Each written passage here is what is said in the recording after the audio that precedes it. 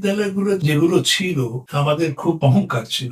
Presidency college আর নয় বেসরকারি কলেজের নাম নয় নাই বললাম, দেখি তো শিক্ষার মানের যে সমীক্ষা হয় সে তো কত পিছিয়ে পড়েছে। আমাদের সময় প্রেসিডেন্সি কলেজে অ্যাডমিশন পাওয়া মুশকিল ছিল, এখন তো আসন শূন্য থাকে। স্বাস্থ্য দেখলাম বোধহয় আমাদের যারা ফার্টাইল রেঞ্জে যে মহিলারা রয়েছে, প্রজননক্ষম মহিলাদের বোধহয় 70 না 80% রক্ত স্বল্পতায় ভোগে।